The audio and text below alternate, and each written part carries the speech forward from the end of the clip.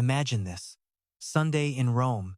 The Foro Italico swelters under the late spring sun, freshly watered terracotta clay everywhere. Stepping onto that historic court is a 20-year-old from Manila. 5 years ago, she was just an unknown teen training in Majorca, invisible to the world. Across the net, the world number 2, a 6-foot powerhouse fresh off an Australian Open title, where she crushed the top seed after trailing in the third.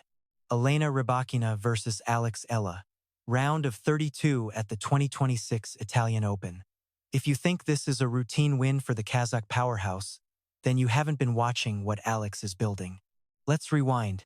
Alexandra Eala was born in Manila on May 23, 2005.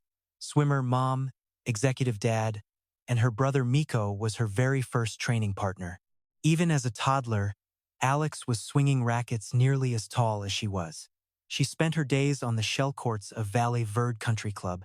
Her first coach, a family friend, trained her every single day from age 3 until she was 13. Then the Rafael Nadal Academy called. Alex moved across the globe to Majorca, chasing a pro tennis dream that no Filipino player had ever realized before. The Philippines isn't exactly a tennis hotbed.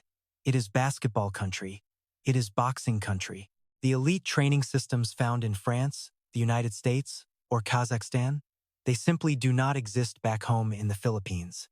Yet, there she was, barely a teen, grinding on the red clay of Manacor, breathing in the championship legacy that fills every corner of Nadal's academy. She graduated in 2023 alongside Iga Swiatek, personally invited by Nadal himself. Just think about that for a second. Imagine the greatness in that room. The junior titles followed fast. Doubles champion at the 2020 Australian Open Juniors at just 14 years old. Roland Garros Junior Singles champ in 2021. Then the massive won the 2022 US Open Junior title, the first Filipino Grand Slam winner ever. She conquered the juniors. But the pro circuit? That's a different beast. For years, Eala grinded through the lower tiers of the tour. ITF events and brutal qualifiers. That gray zone where talent is not enough and you just need more reps. You need the lessons only losing can teach. By 2024, she secured a W1 to 100 title in Vitoria-Gasteiz. She made the Madrid Open main draw, but her ranking still hovered around 140. A promising young talent, sure, but potential is everywhere. What separates a prospect from someone who actually arrives? Miami 2025. That is the answer. Eala entered the Miami Open as a wild card, ranked 140th in the world. Nobody expected her to survive the first round. Then, she stunned former Grand Slam champion Jelena Ostapenko. Next came Madison Keys, another major champion. Then in the quarterfinals, she faced her former academy classmate, Iga Swiatek, the world number 2 at that time. Eala won 6-2, 7-5. She became the first Filipino to ever reach the semifinals of a WT, a 1-to-1,000 event. Everything changed that week, not because her skill suddenly jumped, but because the world finally saw what her team already knew. Eala belonged. Her ranking skyrocketed. She made the US Open main draw and won a match, another historic first. Then came her first title in Guadalajara. By early 2026, she was cracking the top 40, then the top 30, hitting a career high of 29 in March. She took down world number 8 Jasmine Paolini in Dubai. Then, she reached the quarterfinals in Abu Dhabi. By every metric, she was a completely different player than the one who arrived in Miami just 1 year earlier. But the clay season has been a test. Before Rome, Eala suffered early exits in Linz, Stuttgart, and Madrid. Entering the Italian Open, her clay record was a modest 3 wins.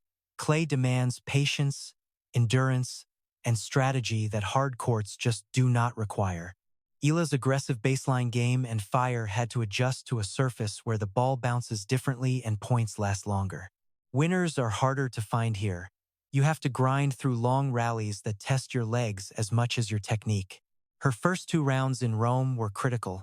In the opener, she faced off against Magdalena Frech. Eala stormed through the first set, 6-0. A total bagel. It looked like she had finally found her rhythm on the dirt. Freck fought back to take the second. The match was slipping away, but Eala dug in, winning the third 6-4, showing that gritty resilience you just cannot teach. Her first ever win in Rome.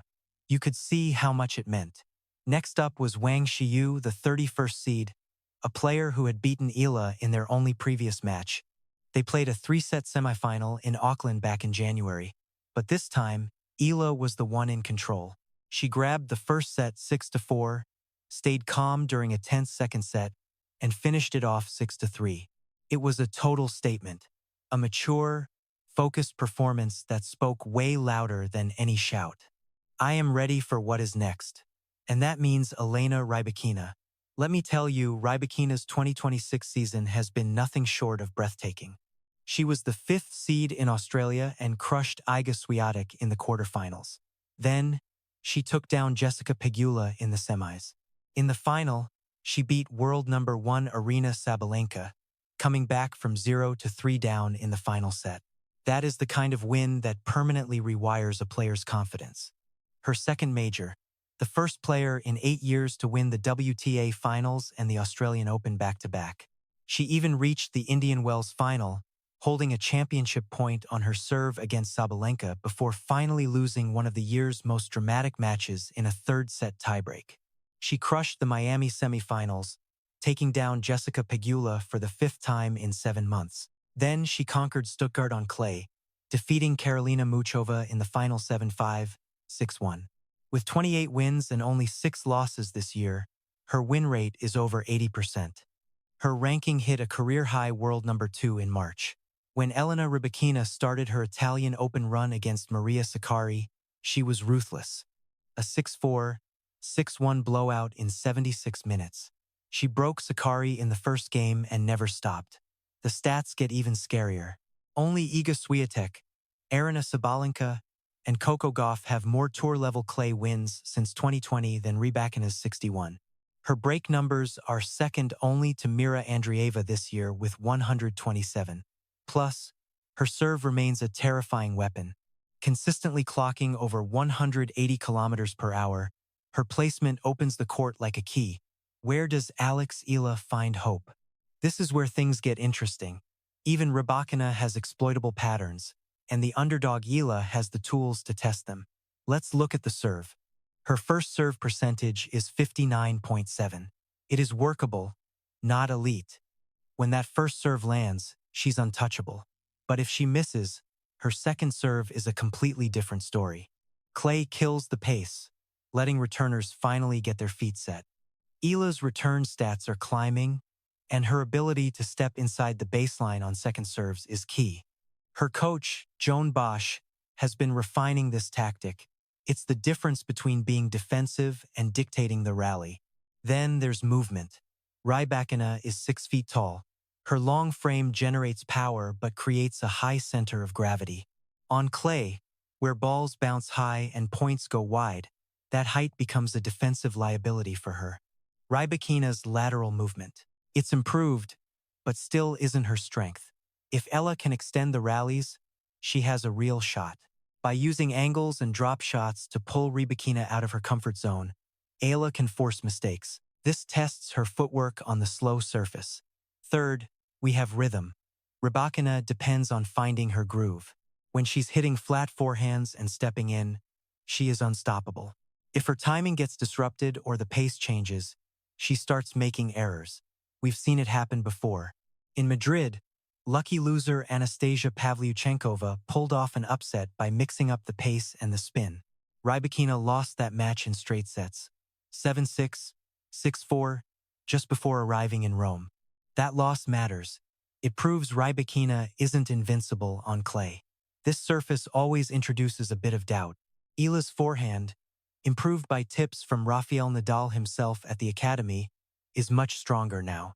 Anything I can take from Rafa, I'll take with pride, Eala said.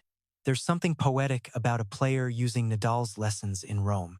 Nadal's philosophy was building points with heavy topspin, using the forehand to master the court's geometry. If those principles have entered Eala's game, they could be pivotal here. Let's talk about the mental game now. Rybakina has the rank. Predictive models give Eala just a 9% chance. The odds are 11 to 1. It's a mismatch, which makes it dangerous for Rybakina and liberating for Eala. When Eala faced Swiatek in Miami, nobody expected her to win. All the pressure was on the other side of the net. Eala had nothing to lose. She played with pure freedom and skill. That combination is a lethal dynamic in professional tennis. The star justifies her ranking. The underdog just competes. Eala thrives in that space. Her Filipino fans fuel her. Carrying the national flag on the tour provides a deep sense of motivation. Physically, things might favor Eala slightly. Rybakina is managing a brutal schedule and that recent Madrid loss. From Indian Wells to Rome, the miles are piling up. Her body is feeling the grind. She retired in Dubai due to illness and admitted the Sabalenka rivalry pushes her to the limit. Rybakina is in her prime at 26, but Eala is only 20. Youth has its own kind of fuel. For millions of Filipino fans tuning in, this isn't just a match. It's the continuation of a journey that began in Pasig City years ago. This is the latest chapter in a legendary story of firsts. First Filipino Junior Grand Slam champion. First to win a main draw match. The dream continues in Rome. She was the first to crack the top 30. Every milestone felt like the peak, but Eala just kept climbing higher. Here is how you catch the action. In the United States, the Italian Open airs on the Tennis Channel. Coverage starts at 2 p.m. Eastern Time. You can also stream the match on Fubo, which offers a free trial for new subscribers around the world. Check your local WTA partners. This tournament is a massive event. The Eala versus Rybakina match is set for Sunday, May 10th at 4 p.m. That is Manila time. It is 10 a.m. in Rome and 4 a.m. if you are watching from the American East Coast. Set an alarm. It is worth it. Now, the big question, can Eala actually pull off the win? Honestly, the odds say no. Rybakina is too sharp and too confident. She is a complete powerhouse compared to a player ranked 40 spots lower. But sports and logic have never really played by the same rules. The beauty of tennis, especially on the red clay, is that the surface demands endurance and suffering. Anything can happen within the geometry of a single set. A break here or a lapse there, and suddenly the scoreboard tells a story no one saw coming. Eala has to stay in the fight long enough to make Rybakina start feeling the pressure. She must hold serve with total conviction early on. Rybakina often starts slow, dropping early games before finding her rhythm. If Eala can flip that script and attack the second serve, she has a real chance. She needs to extend rallies. On this slow clay, Rybakina's raw power starts to fade after 6 or 7 shots. Then the match becomes a conversation instead of a monologue. And if they start talking, Eala knows how to speak. This is what happens when someone at their limit faces a champion in the zone. We do not watch just for the upset. We watch because we know how much it matters if it happens. We watch because effort has weight. Sport is the only place left where the ending has not been written yet. The final chapter is written in real time by 2 athletes with rackets and everything to lose. Alex Eala walks onto the court this Sunday carrying more than just a tennis racket. She carries years of sacrifice, time away from home, and the heavy lessons learned from every hard defeat. She remembers the training at the academy, where a legend told her to keep that forehand heavy and stay focused. Elena Rybakina steps out with the weight of being the world number 2, expected to dominate every single point. She is supposed to win. She knows that even on her worst day, she should still be enough to survive. One will move on, one will not. But when it ends, watch closely how they leave that red clay behind. Look at Eala. Does she walk off with her shoulders high or her head down in defeat?